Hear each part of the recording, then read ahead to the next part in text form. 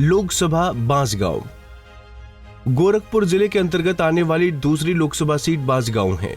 ये सीट 1962 में अस्तित्व में आई थी। 80 लोकसभा सीटों में बांसगांव सीट संख्या 67 है।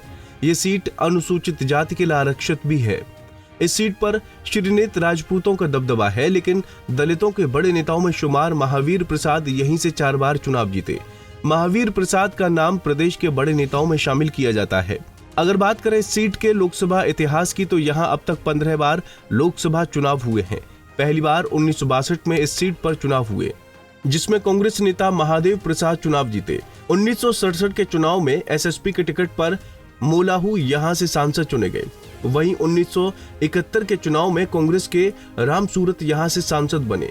1977 भारतीय लोकदल के फिरंगी प्रसाद यहां से सांसद बने। 1980 के चुनाव में महावीर प्रसाद कांग्रेस के टिकट पर चुनाव जीते। इसके बाद 1984 और 1989 के चुनाव में भी महावीर प्रसाद यहां से सांसद चुने गए। 1991 के चुनाव में यहां बीजेपी ने एंट्री मारी और राजनारायण यहां से सांसद बने। 1996 के चुनाव में समाजवादी पार्टी की सुब्रावती देवी यहां से चुनाव जीती। 1998 और 1999 के चुनाव में बीजेपी के राजनारायण सांसद बने। 2004 के चुनाव में महावीर प्रसाद चौथी बार कांग्रेस के टिकट पर चुनाव जीते। वहीं 2009 और 2014 और 2019 के चुनाव में बीजेपी के कमलेश पासवान सांसद बने। इस लोकसभा सीट के अंतर्गत 5 विधानसभा सीटें आती हैं, जिनमें 2 सीटें देवरिया जिले से ली गई हैं और 3 सीटें गोरखपुर जिले से। देवरिया जिले के अंतर्गत आने वाली सीटें रुद्रपुर और बरहज हैं। वहीं चौरी चौरा, बांसगांव और चिल्लू पार सीटें गोरखपुर में आती हैं। लोकसभा क्षेत्र बांसगांव सुरक्षित, जिला गोरखपुर, विधानसभा बांसगांव, चिल्लू पार, चौरी चौरा, जिला देवरिया, विधानसभा रुद्रपुर, बरहज।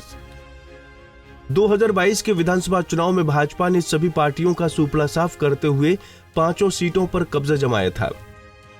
एक नजर 2019 में हुए लोकसभा चुनाव के मतदाताओं की संख्या पर। कुल मतदाता 17,27,798, पुरुष मतदाताओं की संख्या 9,47,149, महिला मतदाताओं की संख्या 7,80,564, ट्रांसजेंडर की संख्या 95। एक नजर पिछले लोकसभा चुनाव के नतीजों पर डालें तो साल 2019 में इस सीट पर बीजेपी के कमलेश पासवान ने जीत की हैट्रिक लगाई थी। कमलेश पासवान को कुल 5,46,673 वोट मिले थे। वहीं बसपा के सदल प्रसाद 3,93,205 वोटों के साथ दूसरे स्थान पर रहे थे, जबकि पीएसपी के सुरेंद्र प्रसाद भारती को 8,717 वोट मिले थे, जो तीसरे स्थान पर रहे।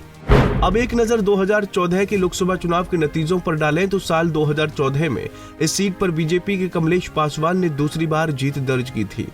कमलेश को कुल 4,17,959 वोट मिले थे, जबकि दूसरे नंबर पर बसपा के सदल प्रसाद रहे। सदल को कुल 2,28,443 वोट मिले। वहीं तीसरे नंबर पर समाजवादी पार्टी के गोरख प्रसाद पासवान रहे। गोरख प्रसाद को कुल 1,33,675 वोट मिले। साल 2009 की बात करें तो बीजेपी के युवा नेता कमलेश पासवान पहली बार यहां से सांसद चुने गए थे। इस चुनाव में कमलेश को कुल 2,23,011 वोट मिले। दूसरे नंबर पर बसपा के श्रीनाथ जी रहे। श्रीनाथ को कुल 1,70,224 वोट मिले। वहीं तीसरे नंबर पर सपा के शारदा द्विवेदी रहे। शारदा को इस चुनाव में 1,13,170 वोट मिले। साल 2004 के लोकसभा चुनाव में कांग्रेस के महावीर प्रसाद यहां से चौथी बार सांसद चुने गए। इस चुनाव में महावीर प्रसाद को कुल 1,80,388 वोट मिले। दूसरे नंबर पर बसपा के सदल प्रसाद रहे। सदल प्रसाद को कुल 1,63,943 वोट मिले। वहीं तीसरे नंबर पर सपा से सभापति पासवान रहे। सभापति को कुल 1,35,501 वोट मिले। बांसगांव लोकसभा सीट उत्तर प्रदेश की 67 नंबर सीट है। बांसगांव सीट पर जाति समीकरणों की बात करें तो इस सीट पर सबसे ज्यादा मतदाता अन्य पिछड़ा वर्ग के बताए जाते हैं। एक अनुमान के मुताबिक इनकी संख्या करीब 8,34,000 है, जबकि 2,05,000 मतदाता अनुसूचित जाति के हैं।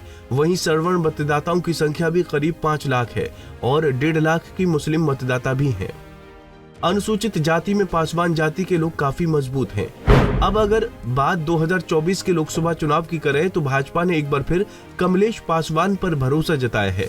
कमलेश पासवान पिछले 1.5 दशक से इस सीट पर काबिज हैं। वहीं इंडिया गठबंधन ने सदल प्रसाद को मैदान में उतारा है। सदल प्रसाद बीते 1.5 दशक से इस सीट पर बसपा के टिकट पर चुनाव लड़े हैं, लेकिन हमेशा ही उन्हें हार का मुंह देखना पड़ा है। Bureau report, Punjab Kesari TV.